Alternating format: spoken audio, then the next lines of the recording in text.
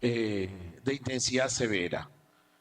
Las pocas que van a haber en este periodo, y esperamos que ya se retiren hacia la quincena de este mes, van a ser de leve a moderada intensidad. Esto no significa de que no vaya a haber por allí algún pico, alguna lluvia intensa y que se vaya a generar la activación de alguna quebrada. No negamos esa posibilidad, pero el pronóstico nos habla de lluvias leves y de moderada intensidad.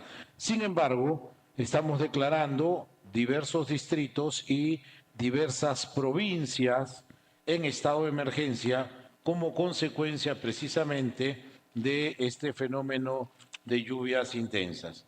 Permítanme, por favor, les suplico, permítanme ser un poquito más detallado.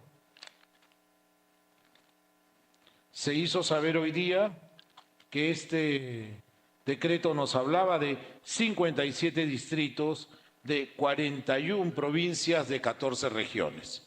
Confiamos en que estos sean los últimos en declarar en emergencia por esta razón.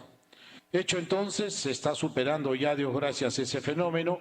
Siguen actuando en Trujillo las unidades del Ejército, las unidades del Ministerio Vivienda, Construcción y Saneamiento. Por otro lado, se ha prorrogado también la declaratoria de estado de emergencia en los distritos de Putumayo y Ramón Castilla, en la región Loreto, ello como consecuencia de los grupos armados, estas organizaciones irregulares de las fuerzas de la FARC en Colombia. Me acompaña el señor Ministro de Justicia y Derechos Humanos, el señor Ministro de Educación Morgan Quero, el señor Ministro de Salud César Vázquez y el señor Ministro de Transportes y Comunicaciones Raúl Pérez Reyes. Yo me voy a permitir ceder el uso de la palabra en ese orden a cada uno de los ministros que me acompañan. Doctor Arana, tiene usted el uso de la palabra. Muchas gracias, Premier. Un saludo a las señoras y señores periodistas y a través de las cámaras que nos acompañan a los ciudadanos y ciudadanos del Perú. En efecto, el día de hoy hemos desarrollado una actividad muy intensa, entre las cuales hemos aprobado 18 resoluciones supremas en las que accedemos a extradiciones activas, pasivas y traslados pasivos que permiten, dentro de la actividad de coordinación con los diversos países, la posibilidad que internos puedan ser reclamados o puedan también ser derivados a otros países. Entre otras cosas, también se informó las propuestas que desde el Ministerio de Justicia en materia de seguridad ciudadana y penitenciaria se están abordando. Y paso a comentarlas. Una de ellas es la inversión en tecnología. Desde el Ministerio de Justicia hemos desarrollado un ambicioso plan de trabajo que ya tiene un correlato presupuestal a propósito de la ley de endeudamiento que el año pasado nos entregara el MEF y que recién este año ha podido cristalizarse con el BID y con la CAF. Entre otras de ellas, se ha informado que vamos a adquirir herramientas tecnológicas como inhibidores de señales radioeléctricas para los establecimientos penitenciarios de Cajamarca y Chayapalca, esto para empezar, herramientas de reconocimiento biométrico, videovigilancia inteligente con análisis de patrones, bodies scan y escáner de paquetes y detectores. Es importante señalar que el día de ayer se ha inaugurado el primer penal en Ancón con inteligencia artificial. Es un penal que tiene más de 260 cámaras en la actualidad para más de 2.200 internos, en la que ya funciona un sistema de inteligencia artificial y que va a permitir el reconocimiento, la anticipación y sobre todo el sistema de seguridad interna y externa y la posibilidad de control de los internos está completamente asegurada. Este mes deberíamos estar inaugurando el segundo sistema en Chayapalca, así que también se ha anunciado. Eso además de la propuesta que tenemos de construcción de penales que en su momento la haremos pública una vez que el BID y la CAF nos acepten efectivamente los mecanismos de contratación. También hemos informado sobre la regulación de contrataciones para que se dispongan reglas especiales en las contrataciones para que el INPE y el PRONASEG, el Programa Nacional de Jóvenes en Conflicto, puedan atender con celeridad las necesidades de seguridad de sus establecimientos y se realice excepcionalmente procedimientos de contratación directas reguladas por la Ley de Contrataciones. Hemos señalado también la importancia de la rotación de personal para evitar la familiaridad y evitar el contacto directo. Un aspecto que también ha merecido importancia es el anuncio que hicimos el domingo pasado sobre la franja informativa. Y es importante recordar que al término de la sesión de cuarto de guerra del último domingo se anunció la idea de elaborar un proyecto de norma para reflexionar sobre el apoyo de los medios de comunicación en los estados de emergencia. Y es conveniente también recordar a la ciudadanía y a los medios de comunicación que ya la Ley 28.278, Ley de Radio y Televisión, en su artículo 6, ya prevé de manera general el apoyo en los casos de desastre y también en estados de emergencia. A su turno, el Decreto Supremo 030-2007 de MTC, de agosto de 2007, que reglamentó en su artículo 13º esta ley, también ya regulaba las obligaciones de los medios de comunicación respecto a los casos de emergencia y estados de emergencia. Y por su parte, finalmente, el Decreto Supremo 051-2010 MTC de octubre del 2010 también regula en los artículos 20, 27, 38 justamente la colaboración de los medios de comunicación. Es decir, ya hay una norma vigente. No es verdad que sea una norma inconstitucional o ilegal. Esta norma ya existe. Sin embargo, el espíritu de esta propuesta, que estaba enmarcada en que todos los actores de la sociedad debemos luchar unidos contra la criminalidad organizada y dar a conocer a la población las acciones de interés público en un contexto de estado de emergencia, así como informar sobre los resultados de la lucha que se viene llevando a cabo día a día y lo que los gobiernos locales, regionales, provinciales, la Policía Nacional y en general las demás instituciones del Estado vienen realizando. Sin embargo, a pesar de que la propuesta no ha sido sometida a ningún tipo de debate, que no existe una propuesta como tal, se han recibido diversos comentarios anticipados que han generado una equivocada percepción sobre su verdadero propósito y que podría poner en tela de juicio la plena vocación democrática del Ejecutivo y sobre todo el irrestricto respeto a la libertad de expresión que este gobierno defiende. Por ello, no obstante que la intención de la medida tenía como fin mayor unir los esfuerzos de todos en beneficio de la seguridad ciudadana y en la lucha contra la criminalidad, y que de modo alguno pretendía vulnerar la libertad de expresión en aras de nuestra vocación democrática, procederemos a suspender la referida propuesta. Quiero resaltar finalmente que este gobierno ratifica plenamente los valores democráticos y la defensa irrestricta a la libertad de expresión. Es cuanto puedo informar, señor Premier.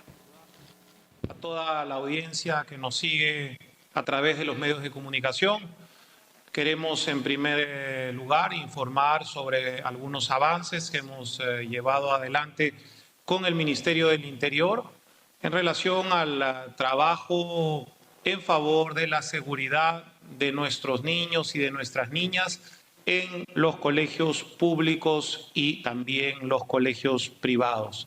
Quiero informar que el Minedu ha participado en 9 reuniones de trabajo, reuniones técnicas, también convocando a las asociaciones de los colegios privados y a las asociaciones de padres de familia con el fin de diseñar un plan de trabajo con acciones conjuntas y concretas para hacer frente de manera preventiva al tema de las extorsiones. En ese sentido, felicitar al Colegio Pitágoras de Comas, que ya ha reiniciado sus actividades académicas de manera remota. Se han conformado mesas de gestión con la participación de las municipalidades distritales, la región policial Lima, la Dirección de Tecnología de la Información y Comunicaciones de la PNP y el Mininter. También tenemos ya la georreferenciación de los colegios públicos y privados en el denominado mapa del delito por parte del Mininter. Estamos cerrando ya en estos días la implementación de los cuadernos de control ciudadano por parte de la PNP en el 100% de las instituciones educativas privadas y públicas. También se está gestionando la interconexión de cámaras de vigilancia externa en los colegios con la central 105 de la PNP y centrales de serenazgo de las municipalidades distritales. Nuestro agradecimiento a los señores y señoras alcaldesas. Vamos a iniciar desde el día de mañana, con el liderazgo de nuestra Policía Nacional del Perú, acciones preventivas y cursos de capacitación para más de 1000 directivos de colegios privados en Lima Metropolitana, empezando por las zonas del Augel 01, 02 y 03, con el fin de concientizar también a la comunidad educativa y formar a los directivos de los colegios públicos y privados en torno a esta lacra de las extorsiones. El Mininter y los municipios se han comprometido a hacer una interconexión también entre las cámaras de seguridad de los colegios privados y la PNP con el fin de tener una vigilancia permanente.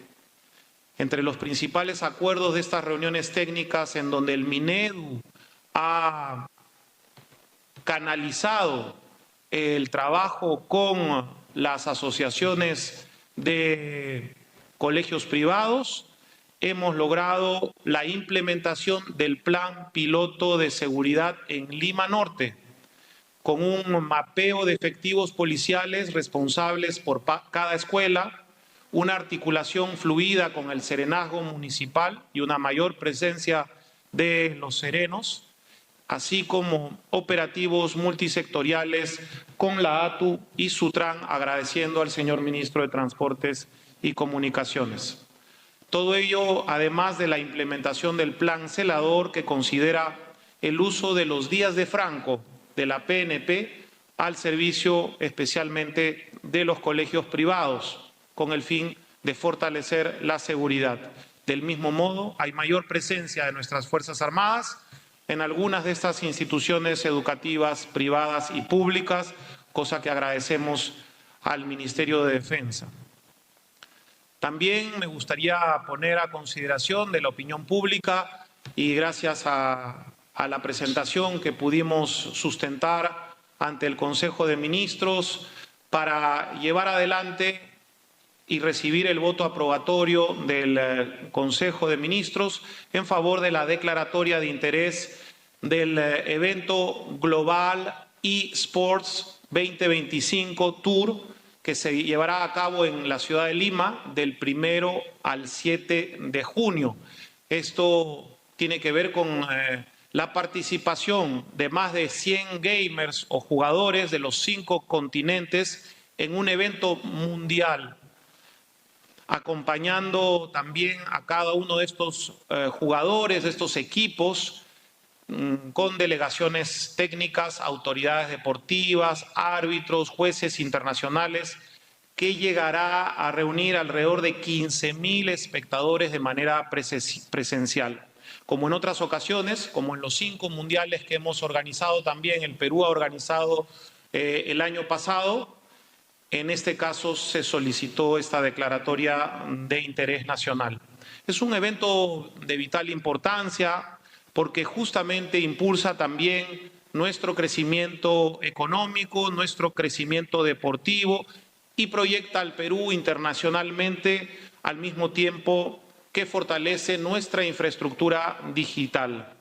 Quiero recordarles a los amigos de la prensa y a nuestra opinión pública que en los Juegos Bolivarianos del Bicentenario Ayacucho 2024, la selección peruana de eSports ganó 3 medallas de oro gracias a la participación de los equipos femeninos y masculinos. Y por último, pero no menos importante, hoy es el Día Mundial de la Concienciación sobre el Autismo.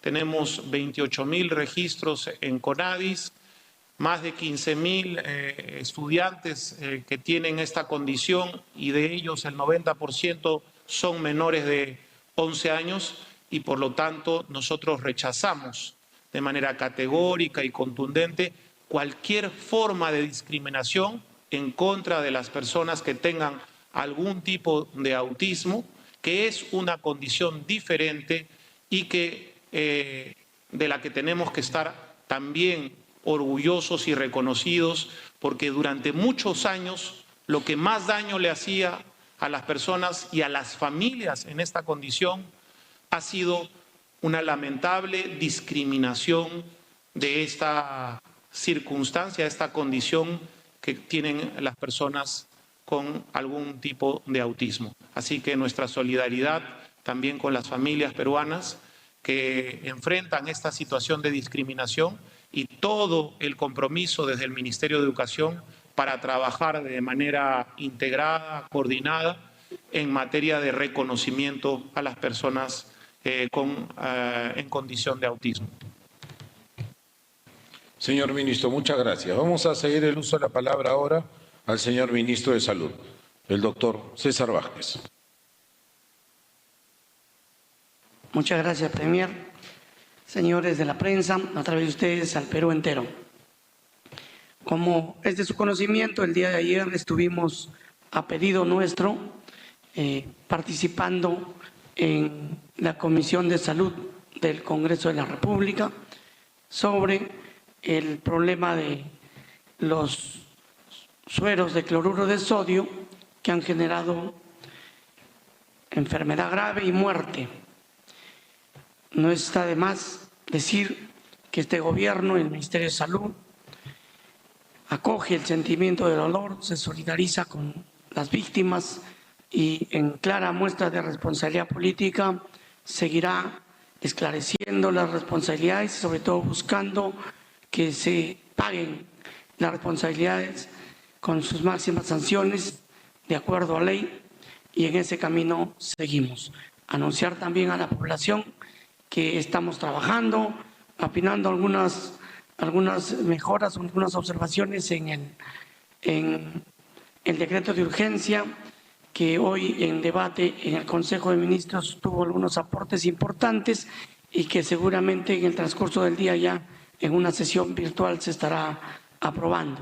Pero todos los esfuerzos de este gobierno y los esfuerzos específicos de manera mayor del Ministerio de Salud están abocados en estos momentos para garantizar la suficiente cantidad de cloruro de sodio para los pacientes en el país.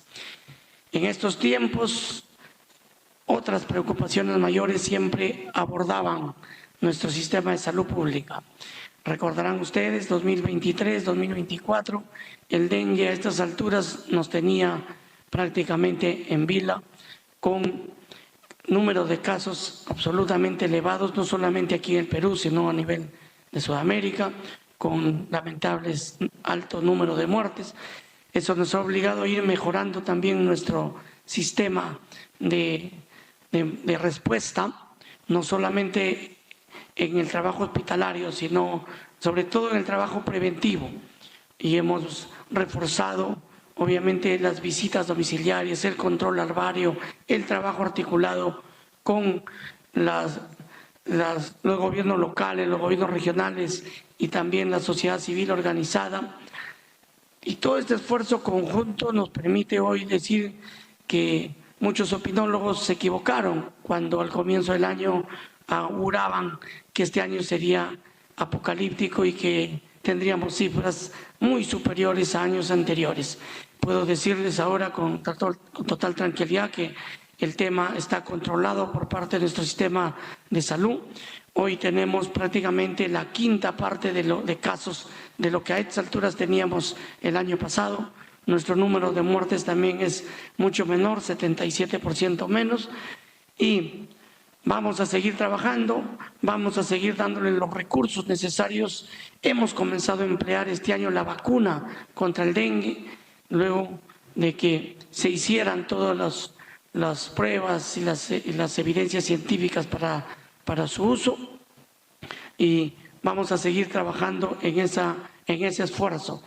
Sin embargo, como todos somos conscientes, no es ajeno el problema de la seguridad ciudadana, que es muy de actual preocupación para todos, no es ajeno al sector salud.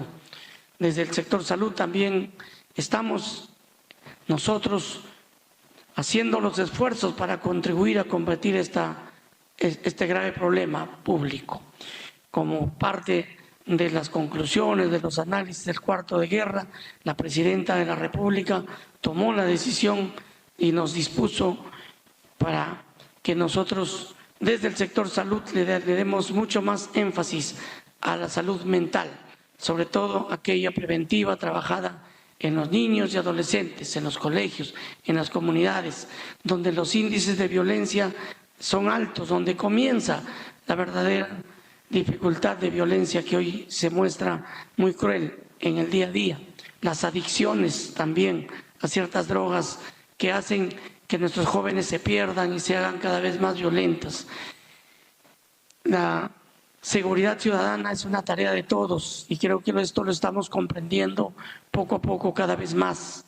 Agradecemos también y estamos seguros que la prensa se va a sumar en esta lucha. Desde el Ministerio de Salud, hoy tenemos que anunciar en nombre del Gobierno, en nombre de la Presidenta de la República, que estamos ofertando de manera especial en esta oportunidad 1000 plazas más de serums para psicólogos, para los profesionales en psicología que normalmente tenían cerca de 100 plazas al año.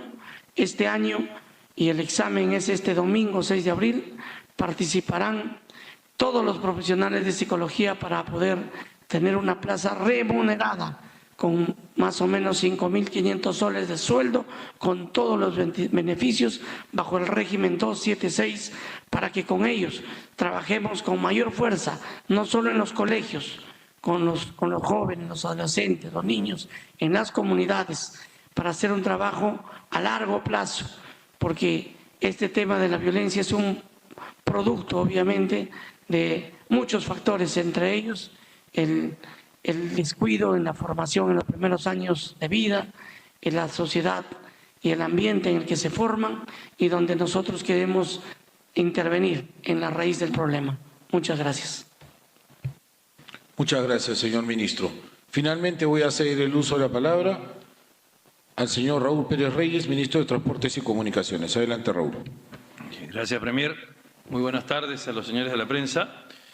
En relación con el tema del aeropuerto Francisco Carlé en Jauja, señalar lo siguiente. Primero, esta semana hemos declarado ya la emergencia vial en ese aeropuerto, y esta emergencia se refleja en que vamos a poder intervenir en el mismo sin necesidad de tener permisos tanto administrativos, ambientales, arqueológicos, y vamos a hacer esto más bien después.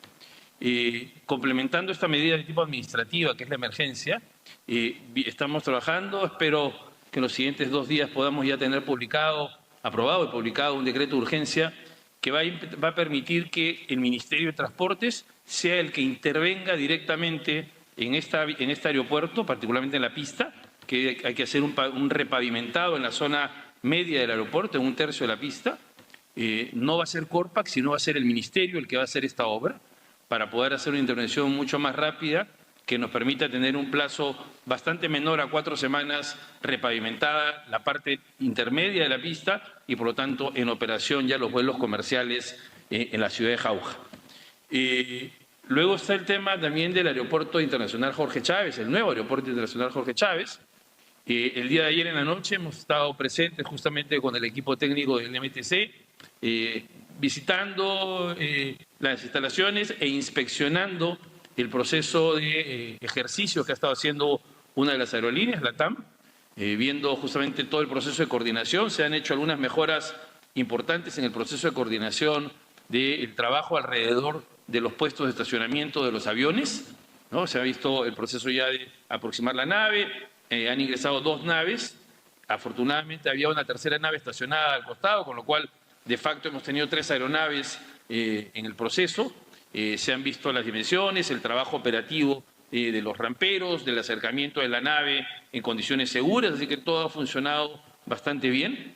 Y lo importante es que se ha observado ya una reducción considerable en los tiempos que ocurren entre que el avión llega a la rampa y que se le realizan todos los servicios de alimentación, combustibles, digamos, descarga de maletas y carga de maletas, de forma tal que eso ha mejorado de una forma importante. El día de hoy, en la noche, la verdad, la madrugada de mañana, de 1 a las 4 de la mañana, va a haber otro ejercicio que van a ser 3 aerolíneas también nacionales, principalmente en las que hacen vuelos nacionales, y que van a ir permitiendo la familiarización y ejercicios sobre el proceso de estacionamiento, particularmente en esta zona, de forma tal que podamos ir ya pronto también trabajando pruebas con equipaje que permitan incorporar el manejo de maletas en estas simulaciones para ver cómo se van llevando los tiempos, ¿no? En comparación con las pruebas que se hicieron hacia más o menos la segunda semana del mes de marzo, los tiempos se están reduciendo de forma notable, casi a la mitad en lo que es el manejo de los puestos de estacionamiento. Queremos ver ahora qué ocurre con el sistema HBS, que es el tema de gestión de maletas, y lo que queremos es ver que esté funcionando bien, que se puedan levantar las observaciones que se hicieron en su momento al mismo, de forma tal que podamos tener pruebas integrales. Y una vez que tengamos esas pruebas integrales ya completas, o ejercicios, porque al final es lo mismo, podamos determinar cuándo es que se puede abrir el aeropuerto. Lo importante aquí es que, a diferencia de lo que pasó en marzo, que los resultados en lo que es la gestión en los puestos de estacionamiento, que tuvo muchas observaciones y un gran tiempo alrededor de la gestión, lo que se ha visto ayer ya, y espero ocurra también el día de hoy, es una importante reducción en los tiempos que finalmente se reflejan en los tiempos en los que los aviones salen y despegan o aterrizan, sobre todo despegan. Entonces, la idea es que un avión de vuelos nacionales normalmente tarda entre 35 o 36 minutos de tiempo entre que llega y todas las actividades de coordinación de combustible, energía, alimentación y todo eso se suministra al avión. En las pruebas anteriores esto fue casi de 1 hora. Lo que hemos visto ayer es un tiempo alrededor de 40 minutos, lo cual es una reducción importante. Así que vamos a seguir haciendo estos ejercicios. Esperemos la próxima semana podamos tener una consolidación de estos plazos, de estos tiempos, y también pruebas hechas con equipaje, de forma tal que podamos probar también no solamente los puestos de estacionamiento, sino también el sistema de gestión del equipaje del aeropuerto, ¿no? Eso nos va a permitir claramente ahí tener una posición sobre qué tan cerca estamos ya del proceso de inauguración o no. Entonces, yo esperaría que hacia la quincena tengamos ya ahí una idea de cómo van las pruebas y poder ahí lanzar una fecha si es que las cosas están en las condiciones operativas o no. Bueno, y informar también, Premier, que ayer estuvimos en Candarave, en las alturas de Tacna, con el gobernador de Tacna también, y hemos puesto la primera piedra para el desarrollo del corredor vial 42, una importante vía, son casi 300 kilómetros, 299 kilómetros, que con una inversión de 307 millones de soles y que van a complementar al eje vial 41 y al importante desarrollo de infraestructura que tenemos en Tacna, pero particularmente en la Sierra de Tacna, que conecta de una forma muy importante con Puno, con Moquegua y también con el hermano país de Bolivia. Eso es primero básicamente lo que quería informar. Señor ministro, muchas gracias. Vamos a escuchar ahora las preguntas que tengan a bien formular. Iniciamos con Dean Cárdenas de TE Perú. Buenas tardes, señores ministros. Se nos han solicitado preguntas directas y concretas y así lo haré. Ministro de Salud, César Vázquez, por favor, si en estos decretos de urgencia se va a considerar el uso de otros lotes de Medifarma y qué garantías hay para salvaguardar la salud pública. Y al ministro de Justicia, si esta franja que se iba a plantear se elimina, se suspende, o se cancela? ¿Cuál es, digamos, un poco para aclarar este tema, lo que usted nos ha planteado hace unos minutos? Gracias. Señor Ministro de Salud, fuera tan amable. Gracias. Hasta ahora, luego de todas las investigaciones, las evaluaciones, las supervisiones, los controles de calidad, se ha podido determinar que solamente es un lote el que tuvo el error mortal. Sin embargo, continuamos con las pesquisas. Tenemos un lote o varios lotes en nuestros hospitales a nivel nacional. No olviden que tenemos abastecimiento para 4 meses aproximadamente, justamente previniendo de que el dengue se podía complicar. Hemos comprado suficiente cantidad de cloruro y, como ya lo hemos dicho reiteradamente, nosotros como Ministerio de Salud, antes de recibir los cloruros o los medicamentos que adquirimos a través de una licitación, hacemos nuestro propio control de calidad. Por eso no ha pasado ninguno de estos frascos baleados o frascos asesinos a nuestros hospitales. Y ha sucedido esto en la parte privada porque la empresa privada no hace un control de calidad por su parte y se ha confiado en el supuesto control de calidad que está obligado a hacer el fabricante. Entonces, puedo decirles con absoluta seguridad que los lotes que están en los hospitales por ahora inmovilizados mientras solucionemos con este decreto de urgencia, son lotes que han pasado el control de calidad del Ministerio de Salud a través del Instituto Nacional de Salud. Sin embargo, se está evaluando también en esta decisión normativa pasarle un segundo control de calidad y encima tenemos la plataforma abierta a través del INS para que el usuario pueda verificar el suero que le van a poner, o el familiar o el paciente o el mismo médico o la enfermera tratante, en esta plataforma en tiempo real, poder ver con el QR, el código de barras, si el suero que le van a aplicar ha pasado el control de calidad. El control de calidad que normalmente se hace en todo el mundo, científicamente, se hace de manera aleatoria, no a todos. Para asegurar el 100% de los productos, nosotros estamos disponiendo a hacer el nuevo control de calidad a todos los frascos que están en nuestros hospitales y estos se van a ir publicando en esta plataforma para generar la confianza de la población, que el frasco que les van a poner está absolutamente garantizado su calidad. Muchas gracias, ministro. Por la segunda parte de la pregunta, el señor ministro de Justicia. Sí, muchas gracias, Premier. Tal como mencionamos hace un momento, lo que se anunció en el cuarto de guerra del último domingo era una idea que tenía que luego elaborarse y en su momento probablemente presentarse al Consejo de Ministros. Lo que hemos dicho el día de hoy, que esa propuesta ya no existe y desde el Ministerio de Justicia ya no se va a trabajar ninguna propuesta en este sentido. Gracias. Siguiente pregunta, por favor. Continuamos con Anthony Marina, de la agencia Reuters. Buenas tardes, señores ministros. Para el primer ministro, ¿cuál va a ser el impacto económico y político para el Perú frente a las medidas arancelarias del 10% anunciadas por el presidente Trump? ¿Se sabe si esta medida incluye los productos del Tratado de Libre Comercio? Y si ahora nuestro comercio con Estados Unidos puede cambiar y redirigirse a otros mercados.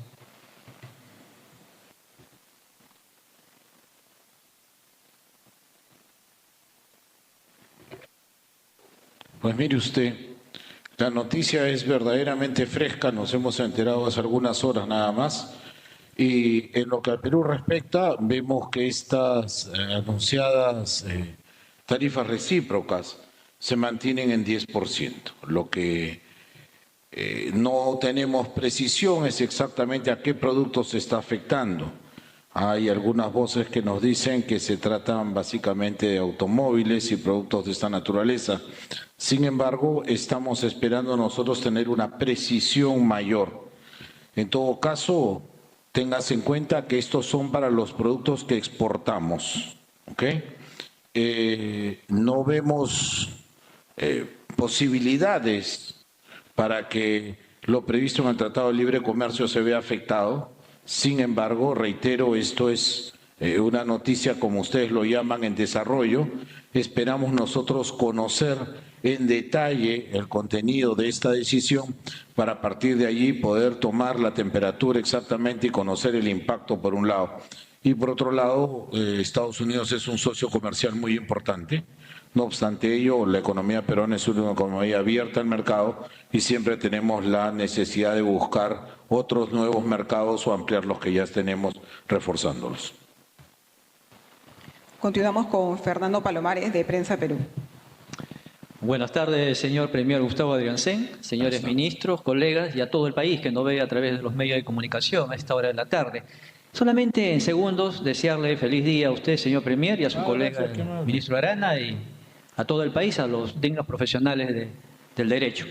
Pregunto, se ha iniciado por parte del Ejecutivo, y vemos con agrado, sobre todo en las provincias del país, estas reuniones que se vienen realizando con los alcaldes distritales, tanto en el norte, oriente y sur del país. Queremos desarrollar el tema respecto a los medios de comunicación o precisamente las vías de comunicación que reclaman los alcaldes.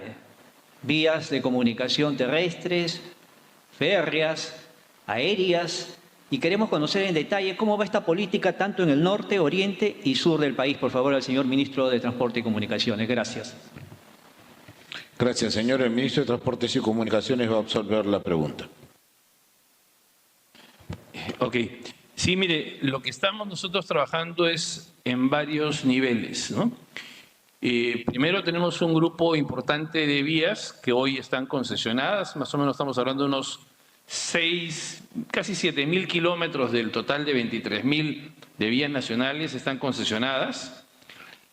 Y adicionalmente a eso, lo que estamos en este momento, hace ya algunos meses hemos encargado, además por un planteamiento hecho por la presidenta, hemos encargado por inversión 20 corredores logísticos adicionales, de forma tal que lo que vamos a tener los siguientes años a cargo de Proinversión, bueno, de hecho ya lo inició Proinversión como tal el proceso, es un importante número mayor número importante de vías no solo pavimentadas, sino también concesionadas y a cargo de un concesionario que se va a encargar de la operación y mantenimiento. Y esto nos va a permitir resolver una parte importante de la problemática que enfrentamos el día de hoy. Como consecuencia de la pandemia, las prioridades obviamente en el gasto cambiaron. Lo que tenía que ver con el tema sanitario pasó a dominar la agenda del presupuesto público. Estamos hablando del gobierno del presidente Vizcarra, Sagasti y también el inicio del presidente Castillo. Y eso se reflejó en una reducción notable, al extremo que en algunos casos fue esa reducción llegó a cero, de los presupuestos de mantenimiento de vías tanto nacionales, regionales como vecinales. Este es un proceso que se ha retomado recién hacia el 2022, la verdad, con algo de timidez. En el 23 asignamos recursos para ello, pero había un cambio importante en el proceso, y es que previo al año 22, al año 21 para ser preciso, buena parte de los procesos se entregaban a empresas privadas, no en concesión, sino como contrato de conservación y mejoramiento, pero empresas que luego han tenido cuestionamientos. Algunas de ellas vinculadas en su momento a los casos de Odebrecht y también otras vinculadas a empresas que no cumplieron con los estándares en términos de materia de contratación pública. Y entonces lo que hemos tenido en el 2023, buena parte de él, y el 2024 también, es una gran dificultad para contratar esas vías. Y eso se está reflejando en el que estamos iniciando una nueva estrategia en el Ministerio, y es que mientras estos 22 corredores se concesionan vía Proinversión, aquellas rutas que no podamos contratarlas con empresas porque no cumplan los requisitos, porque no tengan capacidad financiera para tener una carta de fianza, las vamos a desarrollar nosotros directamente a través de administración directa. Entonces, ese es un cambio importante que vamos a hacer y que va a permitirnos no solamente mejorar lo que son, digamos, en principio las vías nacionales que tienen la necesidad de una atención importante, sino también luego, y es un tema que estamos trabajando tanto con PCM como con el Ministerio de Economía y Finanzas, el trasladarle, generar un presupuesto, además porque es un compromiso presidencial, trasladarle a un importante número de capitales de provincia, de municipalidades provinciales, trasladarle maquinaria, presupuesto para que tengan maquinaria y para que ellos puedan intervenirlo en sus carreteras a nivel distrital y provincial. De forma tal que esa es la estrategia en la que estamos trabajando. Estamos mejorando, además una parte de ello está en el marco de proyectos, algunos de ellos financiados por el BID, como el caso de Candarave el día de ayer, que es un proyecto con financiamiento del BID, y otros estamos haciendo con financiamiento de la CAF, y en otros estamos interviniendo nosotros directamente. Pero lo que sí está claro es que o vía contratos de conservación y mantenimiento o vía administración directa, vamos, en algunos casos ya estamos interviniendo y en otros casos vamos a intervenir. Solo para recordarles nada más que estamos justo ya por inaugurar también la vía Canta-Guayay. Es una vía importante aquí en las zonas del centro del Perú que va a conectar casi en paralelo a la carretera central, ¿no? Y esta cosa también ya está lista. Ha habido un pequeño problema geológico, ya lo están cerrando justamente esta semana y la carretera debería estar inaugurándose la próxima semana si todo sale bien. Eso primero. Señor ministro, muchas gracias. Siguiente pregunta, por favor. Continuamos con Ronald Fu Aparicio de Huila. Buenas tardes, ministros. Buenas tardes, primer ministro. Buenas tardes, ministros. Para el primer ministro, prácticamente, el doctor Gustavo Adriansen, usted se ha quejado de la función fiscalizadora del Congreso y al enumerar las mociones de censura y la moción de interpelación. Ahora mismo se está recabando firmas para la moción de censura contra el ministro César Vázquez. Entonces, la pregunta es, ¿cuál va a ser el camino que van a seguir de presentarse esta moción de censura? ¿Usted va a presentar tal vez una cuestión de confianza? ¿Cuál va a ser el camino, primer ministro? Yo en primer lugar quisiera hacer una precisión. No me he quejado, colega.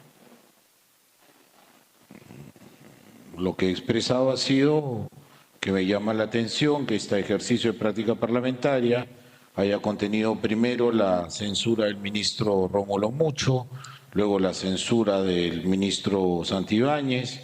Hoy día se aprueba mi interpelación, está la interpelación del ministro Santibáñez y la noticia que usted nos hace llegar ahora recién, que mire, no la tenía ni siquiera en el mapa.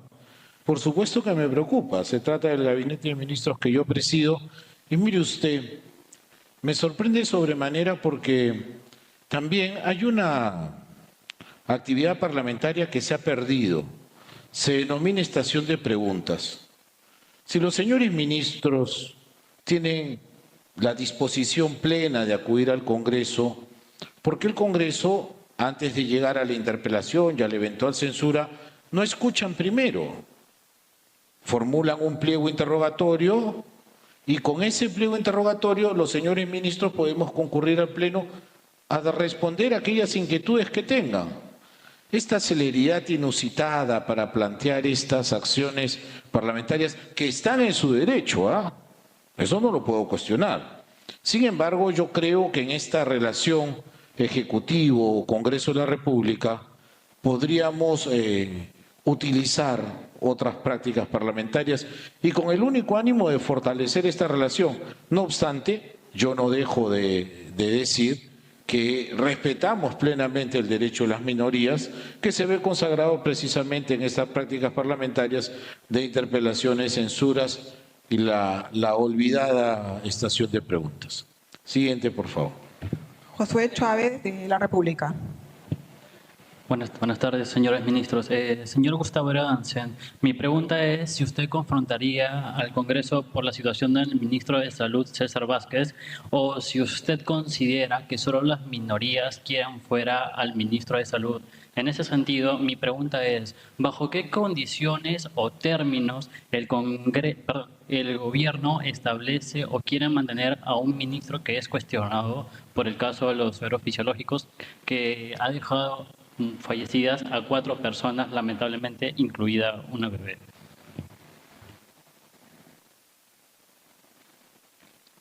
Señor, voy a empezar por el final de su pregunta. Nadie más que nosotros para expresar el profundo dolor que nos han significado las vidas humanas que este lamentable suceso ha ocasionado. Sin embargo, el señor ministro ya viene hace varios días atrás no solamente brindando explicaciones, sino además adoptando medidas directas que tienen que ver con aplacar el problema y solucionarlo. El señor ministro ha expresado ahora mismo cuáles han sido las acciones que de manera inmediata se han adoptado y nos ha explicado incluso cuáles han sido los fundamentos que ellos han expresado para adoptar esas decisiones, todos ellos válidos en este escenario. Hoy, nos ha dicho el ministro, nos enfrentamos a un escenario de urgencia. Ante la eventualidad de un desabastecimiento de este suero fisiológico, en las horas próximas se adoptarán medidas normativas para solucionar este problema y, como bien dijo el ministro, que no tienen además que ver con el agradecimiento y la asistencia que países hermanos nos van a brindar, con la necesidad de salir a hacer compras internacionales y etcétera, medidas. Lo que nosotros ponemos por delante en este caso son, en primer lugar, la seguridad de la salud de las personas. Estamos abocados a que este incidente no se vuelva a repetir. Nuestra solidaridad, reitero, con los familiares y amigos de los deudos. Sin embargo, en este ánimo de poder dar un paso adelante en el problema, estamos reforzando la seguridad sanitaria en toda la red de asistencia pública, tanto del MINSA como de salud, y estamos dictando medidas también para que esto se refuerce en las instituciones privadas. No hay, señor, ninguna razón que desde el Poder Ejecutivo nosotros encontramos que justifique la expresión que usted ha tenido de separar al ministro Vázquez del gabinete. Soy el presidente del Consejo de Ministros y en esa condición defiendo y respaldo a cada uno de los integrantes del gabinete. Siguiente pregunta, por favor. Bruno Chirino, de Vía TV. Premier, ministro, muy buenas tardes. Bruno Chirinos, de Vía TV Perú. Exactamente para el ministro de Transportes, sobre el tema de la elaboración de la línea 2 del Metro de Lima. ¿Cómo van los avances? ¿Cuál es el porcentaje de los avances de la construcción de las estaciones? ¿Y cuándo se estaría liberando las vías donde está ya casi lista las estaciones? Muchas gracias. ¿Puede repetir la última parte? Porque no la escuché. A ver. ¿Cuándo estaría por liberarse las vías que ya están casi listas las estaciones? Mire, el proyecto de la línea 2 está casi al 60%, 57, 58% de avance. La tuneladora Delia ya salió de la estación, digamos, aquí en Breña, que estaba justamente en el Parque Murillo. Y de otro lado también la otra tuneladora, que es la tuneladora Micaela, que está en el Callao, también está trabajando ya en el sentido de Gambetta hacia Fose. De forma tal que además ya se hicieron los acuerdos con la Municipalidad de San Marcos, la Universidad de San Marcos, que era un tema que estaba pendiente de realizar, de forma tal que ahora ya la empresa tiene todos los temas ya, digamos, expeditos para poder avanzar en materia de la tuneladora sobre todo. Estamos nosotros justamente con ellos definiendo un cronograma revisado del proyecto. Como les mencioné, nosotros creemos que el proyecto debería estar concluido hacia el 2028, con todas las estaciones ya operativas. lo que estamos tratando es de ver de poder adelantar un tramo de esas estaciones, que es el tramo 1, que culmina en justamente la estación Bolognesi. Queremos ver de si podemos adelantar ese tramo y completar el tramo 1 de forma tal que esté en operación. Estamos justamente tratando de optimizar el cronograma y lo que también estamos trabajando en el caso de la línea 2, ya quedó claro que ellos no van a ser la estación que dirige desde la estación Quilca hacia el nuevo aeropuerto, así que esa no va a ser ya no va a ser un trabajo que se va a hacer en el marco de la línea 2 o la línea 4, porque ese es el ramal de la línea 4, sino que vamos a hacer nosotros ahí, saliendo de esa estación, vamos a hacer un monorriel que va a llevar al nuevo aeropuerto, ¿no? También es una cosa importante de mencionar. Pero, vuelvo a repetirle, la línea 2 está trabajando, ya no hay frentes que estén detenidos por problemas o de trámites a nivel municipal o de trámites con los propietarios de los inmuebles que pudiesen afectar ya el desarrollo de la propia obra. Gracias. Gracias, ministro. Siguiente pregunta, por favor. Diana Falcón, de RPP. Premier, ministros, ¿cómo están? Muy buenas tardes. Primero le agradecería que responda a la pregunta de mi compañero de Huila, si es que se descarta solicitar cuestión de confianza ante el Congreso de la República. ¿Punta es suya? Fue la de Huila, quería que le responda. Y la mía es la siguiente, por favor. Quisiéramos saber cuál es el plan de contingencia ante el anuncio de Estados Unidos de imponer aranceles al 10% a países como el Perú. Muchas gracias. Con relación a la pregunta de los aranceles, señorita, le he dicho que es una pregunta que todavía no tenemos información suficiente para poder establecer un plan de contingencia. De momento, las noticias que han llegado a través de ustedes y las que han llegado hasta mí nos informan que esa sería la tasa de 10% de arancel, pero todavía no tenemos una definición al respecto. Siguiente pregunta, por favor. Álvaro Cisneros, de Panamericana. Señores ministros, buenas tardes. Señora Adriancén, buenas tardes. Justamente en ese tema de los aranceles, si bien es una noticia en desarrollo, es un tema que se venía anunciando desde hace algunas semanas. Se sabía que el día de hoy el presidente Trump iba a hacer una serie de anuncios. ¿No se hizo desde el Ejecutivo algún tipo de, análisis de lo que podría suceder? ¿Algún tipo de plan para poder afrontar este tema y ver los posibles impactos que tendría este tipo de anuncios que hoy se hace oficial? Sí, señor, en efecto, hemos venido haciendo un análisis sobre posibilidades y a partir de allí lo que nos preocupa es ver cuáles son los productos que se estarían afectando con este impuesto de 10%.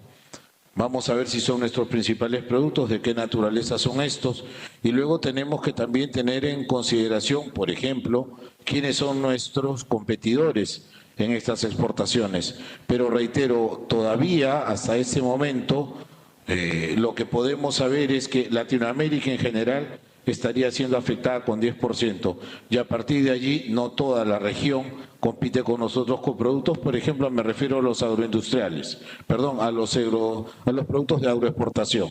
Nuestras frutas, por ejemplo, no tienen tantos competidores. En el caso de paltas, por ejemplo, sabemos que es México. En el caso de uvas es China y Brasil, etcétera. Pero tenemos que identificar exactamente de qué producto se trata para ver cuál va a ser la política. Si todos somos afectados de la misma manera, por allí no habría mucha variación en la tabla, ¿no? Siguiente, por favor. Jofred Muñoz, de Canal EN. ¿Qué tal? ¿Cómo está, Premier? Ministros. Premier Gustavo Adriancén, usted habló del equilibrio de poderes. Si puede respondernos si se refería exactamente a presentar una cuestión de confianza al Congreso. Y si no se anima a responder, paso también a preguntarle al ministro Eduardo Arana con respecto a la propuesta de la franja que habían mencionado, ¿no? Para que se desarrolle en cadena nacional. Han dicho que esa propuesta ya no existe y desde el Ministerio de Justicia ya no se va a trabajar ninguna propuesta en ese sentido. Un poquito analicemos qué pasó. En menos de una semana la proponen y en menos de una semana dicen ya no va. Exactamente de qué manera está trabajando el gobierno para entender bien ese razonamiento. Gracias. ¿Me permite, Eduardo? Primero voy. Con relación al equilibrio de poderes, se trata precisamente de eso. Consagrado en la doctrina, el equilibrio de poderes consiste en que cada uno de los poderes del Estado, ejecutivo, legislativo y judicial, tiene funciones específicas y herramientas específicas. A partir de allí se da la interrelación entre poderes y entre el Ejecutivo y el Legislativo, de la misma manera como tienen el mecanismo de estación de preguntas, interpelaciones, censuras. Desde el Ejecutivo tenemos, como usted ha mencionado, por ejemplo, el plantear cuestión de confianza. Son las herramientas que el texto constitucional y los reglamentos del Congreso franquean y no vamos a escatimar en el uso de ninguno cuando eso sea necesario. Eduardo, adelante. Sí, muchas gracias, Premier. En efecto, la propuesta que nació como consecuencia de las reuniones que sostenemos permanentemente en el cuarto de guerra entre todos los que integran esta misma, el comandante general de la policía, los ministros que nos acompañan, siempre existe una preocupación sobre cómo colaborar con la ciudadanía, cómo informar mejor a la ciudadanía que esté preparada. Cuando hemos visto que esta propuesta ha generado una equivocada percepción y una preocupación, lo que nosotros hemos dicho es, dentro de nuestra vocación democrática, que es peor que se pueda poner en tela de juicio la posición del gobierno, que se ponga en tela de juicio que este gobierno afecta a la libertad de expresión. Hemos dicho, es preferible entonces que nosotros suspendamos y dejamos sin efecto, y esto ya quedó en el pasado. Gracias, ministro. Siguiente pregunta, por favor. Marice Vega, de Latina. ¿Qué tal? Buenas tardes, ministros. Respecto al tema de la inseguridad ciudadana, la percepción en la gente, en las calles, continúa siendo la misma, que todavía están en peligro, expuestos a todas estas mafias de extorsión, etcétera. ¿Cuándo se va a conocer más detalles sobre la estrategia puntual de inseguridad ciudadana, contra la inseguridad ciudadana? Señorita, desde el cuarto de guerra que se realiza aquí en Palacio de Gobierno diariamente, se da cuenta de cada una de las acciones que se están realizando. Yo puedo informar, por ejemplo, que con relación a los sucesos que están ocurriendo en Patás, las autoridades del Ministerio del Interior y Policía Nacional pronto van a estar en dicha provincia, el que habla hará lo mismo. Y con relación a lo que viene ocurriendo básicamente en ciudades de la costa y en Lima metropolitana, nosotros queremos informar que de la unión próxima entre la Policía Nacional y las juntas vecinales, vamos a tener noticias importantes. La unión entre la Policía Nacional y los consejos municipales, distritales, tendremos próximas noticias. Se va a reforzar el patrullaje con nuevas unidades vehiculares en toda Lima metropolitana. Todos los efectivos van a estar en actividades de patrullaje. El refuerzo de las Fuerzas Armadas va a ser permanente. Cada día pueden escuchar ustedes que se pasa de los 7.000, 8.000 miembros o efectivos de Policía Nacional y Fuerzas Armadas actuando fundamentalmente en la ciudad de Lima. La estrategia se va a desarrollar a partir de la culminación del análisis que está realizando el señor ministro del Interior. Apenas tiene una semana en funciones y está trabajando arduamente por terminar de definir y perfilar, en algunos casos potenciar las actividades de vigilancia que ya se han estado realizando desde tiempo atrás por su predecesor. El plan que se ha establecido, que es el plan que se lleva, el plan celador, por ejemplo, desde el Ministerio del Interior, o el plan de control a través de cuadrantes que se está realizando a través de este control y esta vigilancia, van a ser permanentes. Bandas organizadas son capturadas permanentemente y se sigue, por supuesto, persiguiendo a los delincuentes más ranqueados. La percepción de inseguridad ciudadana, nosotros seguimos muy de cerca esta percepción y esperamos poder ir mejorando esta percepción de manera progresiva. Siguiente, por favor. Última pregunta, Evelyn Guairé, de Radio Nacional. Premier, ministros, buenas tardes. Durante la convocatoria a elecciones, la presidenta anunció la distribución de recursos para el desarrollo de este proceso. En ese sentido, ¿cuándo se iniciará la entrega de partida presupuestal al sistema electoral y si es que también se ha considerado partidas para el voto digital?